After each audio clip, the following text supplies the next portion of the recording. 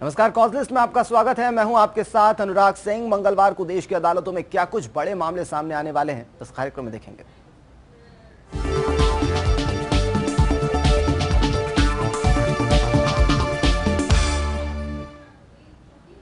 तो शुरुआत करते हैं जहां आईपीएस अमिताभ ठाकुर को फोन पर धमकी देने के मामले में लखनऊ बेंच में सुनवाई है।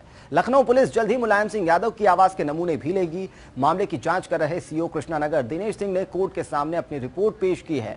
अमिताभ की पत्नी नूतन ठाकुर के मुताबिक सीजेएम कोर्ट ने 20 अगस्त 2016 को मुलायम सिंह यादव और अमिताभ ठाकुर की आवाज के नमूने लेकर फॉरेंसिक लैब में उनके परीक्षण के आदेश दिए थे। विवेचना में जो भी तथ्य सामने आएंगे उन्हें कोर्ट के सामने रखा जाएगा। अमिताभ ठाकुर ने 10 जुलाई 2015 को मुलायम सिंह यादव पर फोन पर धमकी देने के मामले में मुकदमा दर्ज कराया था।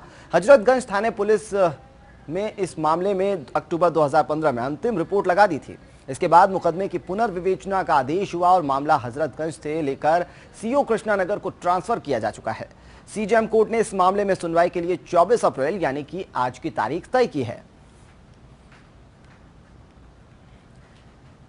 तो अमिताभ ठाकुर को फोन पर धमकी देने का ये पूरा मामला है। खुर्रम निजामी हमारे संवाददाता इस पर ज्यादा जानकारी के साथ जुड़ गए हैं। खुर्रम, मुलायम सिंह यादव की मुसीबतें यहां से बढ़ सकती हैं, क्योंकि अगर आवाज के नमूने लिए और सब कुछ अगर सैंपल करके देखा जाए तो शायद कहीं ना कहीं मुलायम सिंह यादव पर गांज गिर सकती है पूरे मसले की।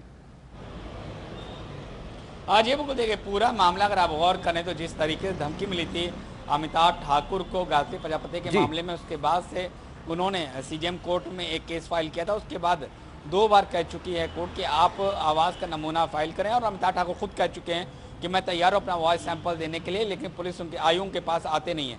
तो अब देखना ये है कि जब पिछली बार कोर्ट ने कहा था, सीजेएम कोर्ट, लखनऊ के सीजेएम कोर्ट ने कहा था आयोग से कि आप जाइए वॉइस सैंपल लीजिए, मुलायम सिंह यादव का मिलान करिए और उसका बताइए कि असल की क्या वो आवाज़ मुलायम सिंह यादव की जो धमकी दी थी अमिताभ ठाकुर को।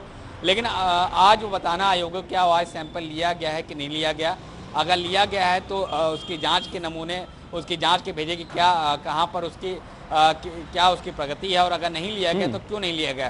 तो देखना होगा आज, इसलिए भी इम्पोर्टेंट है क्योंकि अगर आज कोर्ट को ये मालूम होता है कि वॉइस सैंपल नहीं लिया गया तो कोर्ट नाराज भी हो सकती है, और अगर लिया गया है, कोर्ट को बताया जाता है कि वॉइस सैंपल ले लिया गया मुलायम सिंह यादव का, तो जांच कहाँ तक पहुंची है ये बताना होगा आयोग को। तो अब देखना ये है कि आज जब इस मामले में हेयरिंग होगी तो आयोग क्या कुछ बताते हैं कोर्ट के अंदर। खुर्रम, अगर पिछली सुनवाई पर नजर डाली जाए तो पिछली सुनवाई में क्या कुछ फैक्ट्स अभी तक इस पूरे मसले को लेकर रखे गए हैं?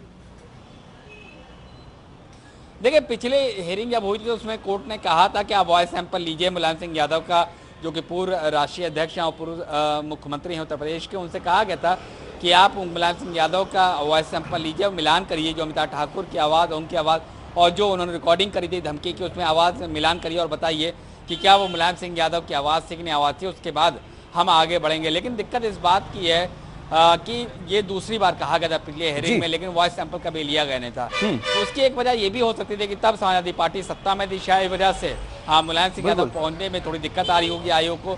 लेकिन अब जबकि सत्ता नहीं है तब कैसे, क्योंकि हालांकि ये भी कहना कि उस वक्त दिक्कत आ रही थी, कानून को फर्क नहीं पड़ता कौन पार्टी सत्ता में कौन पार्टी सत्ता में नहीं, लेकिन बार बार आयोग ये भी कहता रहा कि वो कई कामों में बिजी थे। लेकिन आज ये बताना पड़ेगा आयोग को कि वॉइस सैंपल अगर लिया गया है तो जांच कहां तक पहुंची, और अगर नहीं लिया गया है तो क्यों नहीं लिया गया है। ठीक है, शायद ये बताना होगा और उसके बाद हो सकता है कि मुलायम सिंह यादव की जो मुसीबतें हैं यहां से और ज्यादा हो जाएं। खुर्रम, हमारे साथ बने रहिए, कई और मसलों पर आपसे जानकारी ली जाएगी। फिलहाल खबरों में आगे बढ़ते हैं, जहां हाईकोर्ट के लखनऊ बेंच ने गोमती नगर विस्तार में सरकारी जमीन का मुआवजा निजी लोगों को बांटे जाने के मामले में जिम्मेदार अफसरों के खिलाफ कार्रवाई न करने पर प्रमुख सचिव राजस्व को 24 अप्रैल को तलब किया है। वहीं राज्य सरकार की ओर से कोर्ट को अवगत कराया गया कि फर्जी तरीके से मुआवजा लेने के मामले में सपा एमएलसी मजहर अली खां और बुक्कल नवाब के खिलाफ थाना वजीरगंज में एफआईआर दर्ज करा दी गई है। यह आदेश जस्टिस सुधीर अग्रवाल की अध्यक्षता वाली खंडपीठ ने हरीशचंद्र वर्मा की ओर से दाखिल जनहित याचिका पर दिए। याची के वकील अनु प्रताप सिंह के अनुसार बुधवार को मामले की सुनवाई के दौरान राज्य सरकार की ओर से कोर्ट को दी गई जानकारी की उक्त मामले में सपा एमएलसी बुक्कल नवाब के खिलाफ भारतीय दंड संहिता की धारा 420, 467, 468 और 471 के तहत एफआईआर दर्ज कर ली गई है। इधर कोर्ट द्वारा इस मामले में जिम्मेदार अधिकारियों के खिलाफ कार्रवाई के बाबत भी पूछा गया है। जिम्मेदार अधिकारियों के खिलाफ कार्रवाई की जानकारी न मिलने पर कोर्ट ने अग्रिम सुनवाई पर प्रमुख सचिव राजस्व को तलब किया है। तो बुक्कल नवाब के खिलाफ एफआईआर दर्ज है, साथ ही साथ प्रमुख सचिव राजस्व को तलब किया गया है। खुर्रम हमारे संवाददाता बने हुए हैं। खुर्रम, आज उन्हें तलब किया गया है प्रमुख सचिव राजस्व को, और आज क्या कुछ वहां पर उनकी तरफ से जवाबदेही हो सकती है?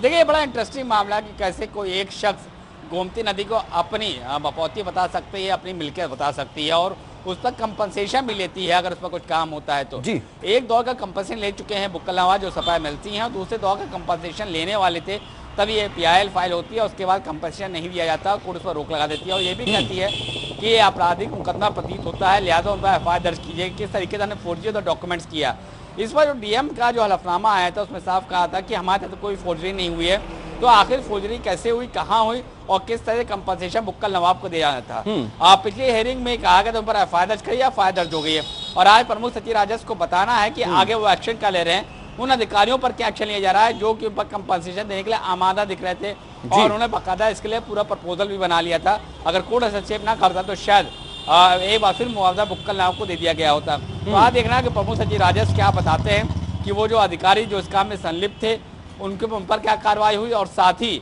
बुक्कल नवाब पर बाकी क्या कार्रवाई हो रही, क्योंकि जो पिछला कंपनसेशन अमाउंट जो बुक्कल नवाब को दे दिया गया था वो उसको वापस लेने के लिए क्या कुछ कर रहे हैं। तो आज की इसलिए बड़ी इंपॉर्टेंट हो जाती है। एक ऐसा मामला है जब एक नदी को जो प्राकृतिक स्रोत है पानी की उसको कोई शख्स अपनी मिल्कियत बताता है और उस पर कंपनसेशन अगर वहाँ कोई बैंक पर यानी कि रिवर के किनारे कर कोई काम हो रहा होता है तो वो उस पर कंपनसेशन एक बार वसूल होता है, दूसरे वसूलने तैयारी में होता है। तो देखना ये होगा कि आए प्रमुख सचिव राजस्व क्या कुछ बताते हैं कोर्ट के अंदर। जब जवाब तलब किया गया यहाँ पर तो कहीं ना कहीं कहा जा सकता है कि बुक्कल नवाब की जो मुश्किलें हैं, मुसीबतें हैं, वो यहाँ से बढ़ सकती है खुर्रम, क्योंकि पहले ही उन पर FIR दर्ज है, मुसीबत में तो चल ही रहे।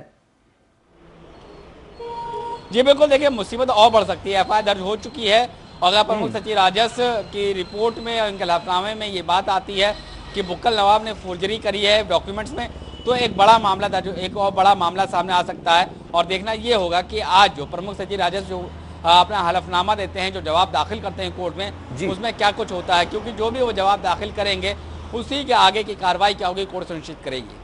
चलिए ठीक है खुर्रम, हमारे साथ जुड़ने के लिए और तमाम जानकारी के लिए आपका बहुत बहुत धन्यवाद। तो यहाँ से बुक्कल नवाब की जो मुसीबतें हैं वो बढ़ सकती हैं, साथ ही साथ प्रमुख सचिव जो राजस्व के हैं वो आज जवाब क्या देंगे, इस पर नजर बनाए रखनी जरूरी है। फिलहाल खबरों में आगे बढ़ते हैं, जहां सुप्रीम कोर्ट में 6 राज्यों के पुलिस बल में भर्ती के मामले में सुनवाई है। इससे पहले सर्वोच्च न्यायालय ने कहा था कि वह उत्तर प्रदेश, बिहार, झारखंड, पश्चिम बंगाल, कर्नाटक और तमिलनाडु के पुलिस विभागों में रिक्त पदों की भर्तियों पर निगरानी रखेगा। प्रधान न्यायाधीश न्यायमूर्ति जस्टिस जगदीश सिंह केहर, न्यायमूर्ति DY चंद्रचूड़ और न्यायमूर्ति संजय किशन कौल के सदस्यता वाली पीठ ने कहा है कि इन 6 राज्यों में मुख्य सचिव इन रिक्त पदों की भर्तियों में शीर्ष न्यायालय की सहायता करेंगे। पिछली सुनवाई में अदालत ने कहा है कि फिलहाल हम इन 6 राज्यों में रिक्त पदों की भर्ती की निगरानी करेंगे, इसीलिए इन राज्यों के मुख्य सचिवों को अदालत के व्यक्तिगत रूप से मदद करने या फिर इसके लिए संयुक्त सचिव के किसी भी अधिकारी को नामित करने का निर्देश देते हैं। अदालत के मुताबिक राज्य प्रशासन इन रिक्त पदों की भर्ती के लिए रूपरेखा तैयार करेंगे, याचिका अधिवक्ता मनीष कुमार ने दायर की है।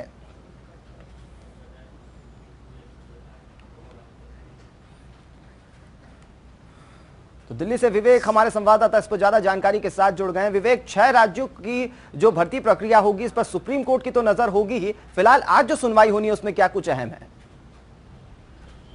जी, दरअसल मनीष कुमार ने जो याचिका दाखिल की तो उसमें कहा गया था पुलिस रिफॉर्म और जो वैकेंसीज हैं उनको लेकर थोड़ा तत्पर होने की जरूरत है, क्योंकि काफी समय से ये वैकेंसीज खाली हैं। साथ ही मनीष कुमार ने यह भी कहा था कि जो पुलिस आयोग बनाना चाहिए, जो पुलिस के कार्रवाई के खिलाफ उनकी शिकायतें सुने और पुलिस रिफॉर्म के लिए क्या क्या कर सकते हैं वो उसका आयोग का गठन करें और उससे ये पता चल सके कि जो पुलिस की जो भर्ती होती है उसके बाद जो पुलिस की कार्रवाई होती है उस कार्रवाई में जो कुछ बाहर निकल के आता है उसका क्या होना चाहिए, क्या नहीं होना चाहिए, क्या उसमें वो गिल्टी पाए जाते हैं, तो उनके लिए भी एक आयोग बनना चाहिए। और जो ऐसे उस फोर्स में जो लोग हैं, उस फोर्स में जो जिनके साथ उनकी फैमिली के साथ कोई प्रॉब्लम हो जाती है तो उसके लिए भी एक आयोग बनना चाहिए जो ये देखे कि इन लोगों के रिहेबिलिटेशन के लिए क्या किया जा सकता है। तो इस पर सुप्रीम कोर्ट ने पिछली सुनवाई में ये कहा था कि 6 राज्य जो हैं जिनमें यूपी सबसे ज्यादा है, सबसे ज्यादा वैकेंसी यहाँ पे खाली है फोर्सेस की, तो यहाँ पे वैकेंसी की जाए और कैसे उसका रोड मैप तैयार किया जाए। साथ ही उन्होंने ये भी कहा था कि जो सेक्रेटरी लेवल का होगा वही आएगा, अगर वो नहीं आ पाता है तो अपने अधीनस्थ या अपने समकक्ष ही किसी अधिकारी को भेजेगा जो कोर्ट में आके हलफनामा देगा और ये बताएगा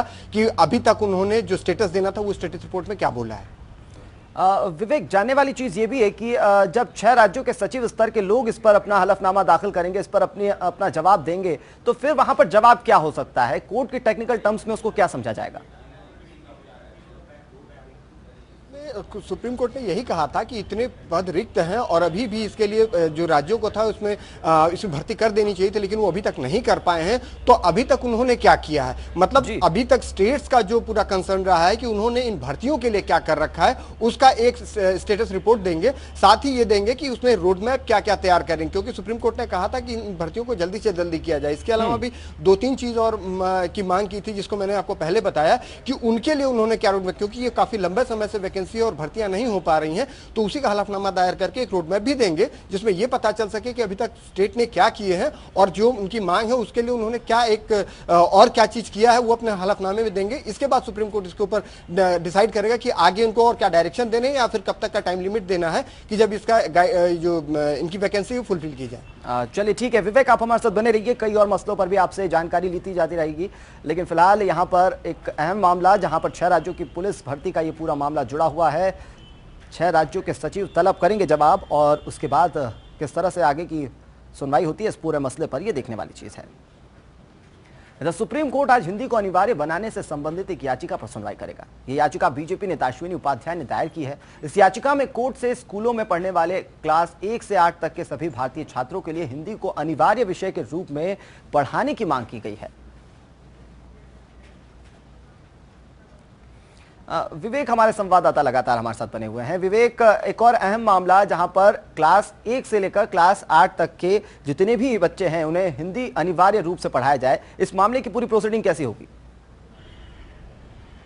ये दरअसल अश्विनी उपाध्याय ने ये याचिका लगाई थी, जिसमें ये कहा था कि जो हिंदी हमारी मातृभाषा है उसको 1 से लेकर 8 तक के लिए कंपलसरी कर देना चाहिए था। उन्होंने अपनी याचिका में ये भी हवाला दिया था कि जो कॉन्स्टिट्यूशन का 21A है उसके साथ आर्टिकल 343, 344, 358 इन आर्टिकल्स के साथ उन्होंने एप्लीकेशन लगाई थी। इसमें कहा था कि हिंदी को अनिवार्य भाषा के रूप में इस्तेमाल किया जाना चाहिए, जिससे कि हर एक भारतीय को बात करना आसान हो जाए। उन्होंने ये भी कहा कि जो हिंदी है एक कंपलसरी भाषा के रूप में कर दिया, क्योंकि आजकल जो है वो इंग्लिश को कंपलसरी एक भाषा के रूप में चुनाव होता है और जो हिंदी है उसको ऑप्शनल कर दिया जाता है, जिससे जो कर्नाटक, आंध्र प्रदेश जैसे ये राज्य हैं जिनमें हिंदी बोलना मुश्किल होता है, जिनको हिंदी समझना मुश्किल होता है, अगर हिंदी जो कि हमारी मातृभाषा है उसको कंपलसरी कर दिया जाएगा तो एक दूसरे से हम कम्युनिकेट आसानी से कर पाएंगे।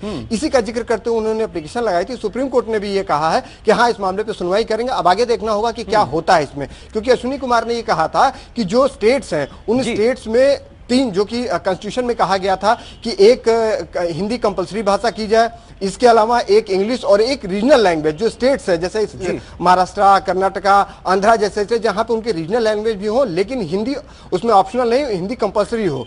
तो अगर इससे ये ऐसा हो जाता है तो जो स्टेट्स हैं उन स्टेट से दूसरे स्टेट्स के लोग कम्युनिकेट हो पाएंगे। दूसरी बात ये भी कही थी कि जो जुडिशरी और हायर पोस्टेज हैं जैसे कि आपके ब्यूरोक्रेसी, तो वहां पे जो IAS आते हैं उनसे भी कम्युनिकेट करना काफी मुश्किल हो जाता है। तो अगर हिंदी 1 से 8 तक कंपलसरी कर दी जाएगी तो कम से कम इतना लोगों को एक दूसरे के साथ कम्युनिकेट करने में बड़ा आसान हो जाएगा।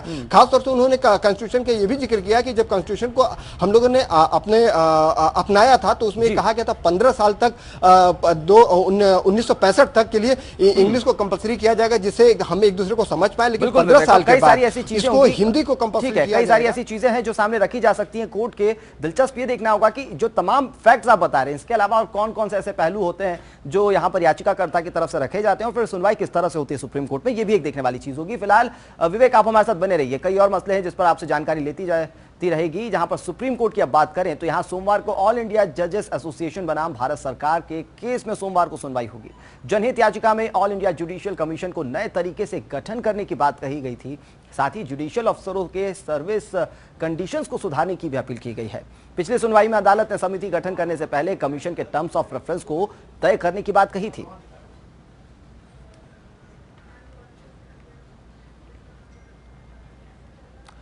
इधर सुप्रीम कोर्ट में वरिष्ठ अधिवक्ताओं के पदनाम मामले पर सुनवाई होगी। एडवोकेट्स एक्ट 1961 की धारा 16A के अनुसार अधिवक्ताओं को 2 प्रकार हैं, अन्य अधिवक्ता और वरिष्ठ अधिवक्ता। हाल में कर्नाटक हाईकोर्ट द्वारा एक निर्णय दिया गया जिसमें विभिन्न वरिष्ठ अधिवक्ताओं के वरिष्ठ पदनाम पर कोर्ट में चर्चा की गई।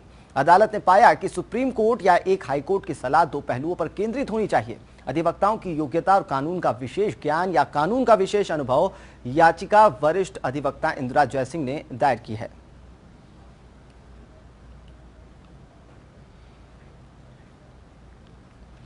इधर सुप्रीम कोर्ट में आज अखिल भारतीय कृषि गौ सेवा बनाम भारत सरकार और अन्य की याचिकाओं पर सुनवाई होगी। याचिका में कोर्ट से गाय बैल के बांग्लादेश में होने वाली तस्करी को रोकने की मांग की गई है। मामले की सुनवाई chief justice JS Khehar, justice DY Chandrachud और जस्टिस SK कौल की बेंच करेगी। मामले की पिछली सुनवाई में सॉलिसिटर जनरल ने केंद्र सरकार के सभी पक्षों को कोर्ट के सामने रखने के लिए 2 हफ्ते का समय मांगा था।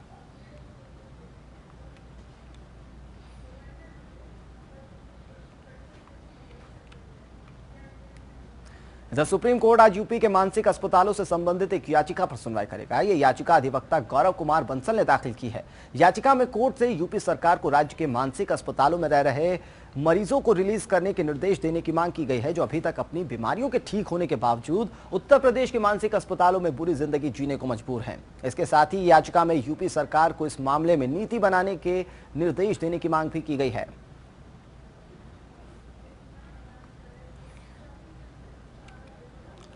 तो विवेक हमारे संवाददाता लगातार हमारे साथ बने हुए हैं। विवेक, जानना चाहेंगे कि एक अहम यहां पर सुनवाई होगी जहां पर सुप्रीम कोर्ट में आज यूपी के मानसिक अस्पतालों से संबंधित ये याचिका है। फिलहाल इस पूरे मामले को हम समझने की कोशिश करेंगे और साथ ही साथ इसमें कानूनी क्या कुछ टर्म्स हैं वो जानने की कोशिश करेंगे। दरअसल ये जो यूपी है, यूपी में ऐसे मेंटल हॉस्पिटल हैं जहाँ पे जो मरीज हैं उनको एक तो या तो वो गरीब सोसाइटी से हैं या कुछ अच्छी जगहों से हैं, तो उनको उनके ठीक हो जाने के बाद भी उनके परिवार वाले या सोसाइटी वाले अपनाना नहीं चाहते और ठीक होने के बाद भी आज भी वो हॉस्पिटल में अपनी बुरी जिंदगी जी रहे हैं। इसको लेके गौरव कुमार बंसल ने ये एक याचिका दायर की थी। इसमें ये कहा गया था कि यूनियन और स्टेट की ये जिम्मेदारी बनती है कि अगर उन लोगों को ये आसरा नहीं मिल पा रहा है या उनके घर वाले उनको नहीं ले रहे हैं, तो एक यूनिफॉर्म पॉलिसी होनी चाहिए कि जिससे कि अगर वो ठीक हो जाते हैं तो उन जगहों से निकल सके, जैसे कि उनको ओल्ड एज होम में डाल दिया जाए या फिर उनके लिए कोई स्पेसिफिक रोड मैप तैयार करके एक स्पेसिफिक जगह बनाई जाए जहां ऐसे लोगों को रखा जा सके। खासतौर से उत्तर प्रदेश की बात करें तो वहां आरटीआई के थ्रू एक गौरव कुमार बंसल ने जो आरटीआई डाली थी उससे पता चला था कि 300 हर एक मेंटल हॉस्पिटल से लगभग 300 ऐसे मरीज हैं जो ठीक हो चुके हैं, लेकिन उनके परिवार वालों की वजह से या उनकी जो सोसाइटी है वो पुअर क्लास की है, जिसकी वजह से उनको वहां से हटाया नहीं जा सका, क्योंकि उनका जो भी रेजिडेंस या जो भी एड्रेस प्रूफ दिया गया था वहां पे लोग मिलते नहीं है या गलत फेंक दिया गया था। तो इस वजह से उनको उसी जगह पे रहने को मजबूर होना पड़ता है। इसी के लिए गौरव कुमार बंसल ने सुप्रीम कोर्ट में याचिका लगाई थी कि सेंटर और स्टेट को इसके लिए एक यूनिफॉर्म पॉलिसी बनानी चाहिए कि जो मेंटल हॉस्पिटल में ऐसे लोग हैं उनके ठीक हो जाने के बाद भी अपनी जो बुरी कंडीशन में जी रहे हैं उनके लिए एक स्पेसिफिक स्थान बनना चाहिए जहां पे वो लोग रह सके और अपना जीवन यापन कर सके, क्योंकि वो भी भारत के नागरिक है और केंद्र और स्टेट की जिम्मेदारी बनती है कि ऐसे लोगों के बारे में सोचे और एक ऐसी जगह का निर्माण बनाया जो उन लोगों के लिए कारगर साबित हो सके। ठीक है विवेक, देखने वाली चीज होगी कि जब कोर्ट की प्रोसीडिंग आगे बढ़ती है तो फिर वहां पर किस तरह से पूरे फैक्ट्स रखे जाते हैं, कैसे कोर्ट इसका पूरा फैसला करती है। हमारे साथ जुड़ने के लिए और तमाम जानकारी के लिए विवेक आपका बहुत बहुत धन्यवाद। दिल्ली की एक स्पेशल कोर्ट आज ये फैसला करेगी कि हिमाचल प्रदेश के सीएम वीरभद्र सिंह और अन्य के खिलाफ आय से अधिक संपत्ति के मामले में सीबीआई की तरफ से दाखिल आरोप पत्र पर संज्ञान लेना है या फिर नहीं। 500 पेज वाले आरोप पत्र में यह दावा किया गया है कि नेता ने 10 करोड़ रुपए की संपत्ति इकट्ठा की है, जो कि केंद्रीय मंत्री के उनके कार्यकाल के दौरान उनकी कुल आय से 192% ज्यादा है। 9 आरोपियों के खिलाफ पेश अंतिम रिपोर्ट में 225 गवाहों और 442 दस्तावेजों को शामिल किया गया है। आय से अधिक संपत्ति मामले में वीरभद्र सिंह के अलावा उनकी पत्नी प्रतिभा सिंह समेत चुन्नीलाल चौहान, जोगिंदर सिंह घाल्टा, प्रेमराज वी चंद्रशेखर को आरोपी बनाया गया है। साथ ही अन्य आरोपी के रूप में LIC एजेंट आनंद चौहान को भी आरोपी बनाया गया है। फिलहाल आनंद चौहान न्यायिक हिरासत में है। इधर अजमेर दरगाह ब्लास्ट मामले में RSS नेता इंद्रेश कुमार और साध्वी प्रज्ञा को लेकर NIA की तरफ से पेश की गई अंतिम रिपोर्ट पर आज फैसला सुनाया जाएगा। NIA की विशेष अदालत में यह रिपोर्ट 3 अप्रैल को पेश की गई थी। अगर कोर्ट NIA की रिपोर्ट को मान लेता है तो फिर इंद्रेश कुमार और साध्वी प्रज्ञा को क्लीन चिट मिल जाएगी। इसमें सबूतों के अभाव में इन्हें क्लीन चिट दी जाएगी। आपको बता दें कि पिछले महीने NIA की विशेष अदालत में इंद्रेश कुमार, साध्वी प्रज्ञा समेत 2 अन्य को के संबंधित फाइनल रिपोर्ट पेश करने के लिए वक्त मांगा गया था। इसके बाद NIA को कोर्ट ने 3 अप्रैल का समय दिया था। इस मामले में कोर्ट ने पिछले महीने स्वामी असीमानंद को बरी करते हुए भावेश पटेल और देवेंद्र गुप्ता को उम्र कैद की सजा सुनाई थी।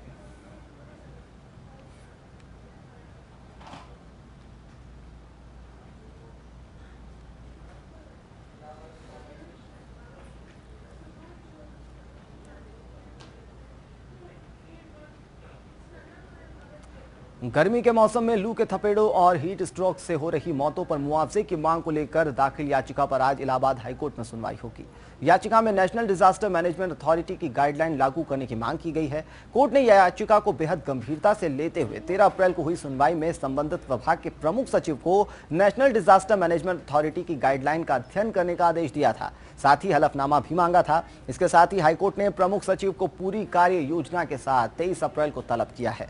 हाईकोर्ट ने कहा है कि राज्य सरकार गाइडलाइन के आधार पर एक्शन प्लान तैयार करे और कोर्ट में पेश करे।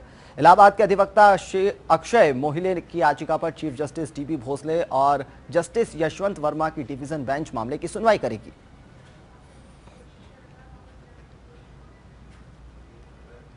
इधर बॉम्बे हाईकोर्ट में एकनाथ खड़से बनाम अंजलि दमानिया मामले पर सुनवाई होगी। कार्यकर्ता द्वारा किए गए दावे के अनुसार खड़से के 1990 से 2016 तक विधायिका और मंत्री के रूप में अपने कार्यकाल के दौरान ज्ञात आय के विपरीत वरिष्ठ बीजेपी नेता और उनके परिजनों ने जमीन और संपत्तियां बनाई हैं जो कि करोड़ों की कीमत में मूल्यवान है। कार्यकर्ताओं का दावा है कि खड़से और उनकी पत्नी अकेले कृषि भूमि की 94 एकड़ जमीन और गैर कृषि भूमि की 13.32 लाख स्क्वायर हेक्टेयर में भूखंडों के स्वामित्व वाले हैं। इस मामले में इस सौदे की जमीन के उपयोग के लेन देन और परिवर्तन की जांच वर्तमान में जलगांव मजिस्ट्रेट अदालत में की जा रही है। कोर्ट ने एकनाथ खड़से के खिलाफ पुणे भूमि मामले डील में एसीबी के खिलाफ एफआईआर दर्ज करने को कहा है।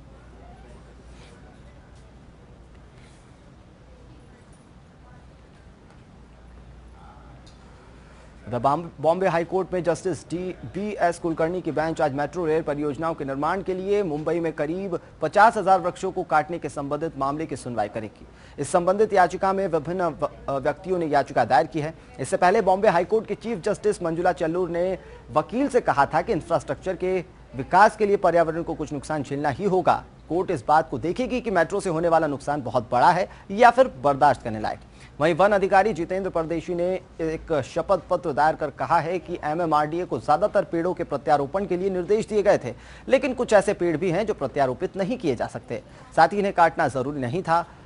वहीं पिछली सुनवाई में मेट्रो के अधिकारियों ने दावा किया था कि सबसे अच्छे विशेषज्ञों से सलाह लेने के बाद इस भूमिगत मेट्रो लाइन के लिए योजना तैयार की गई है। तो फिलहाल के लिए कॉज लिस्ट में केवल इतना ही। मुझे दीजिए इजाजत। नमस्कार।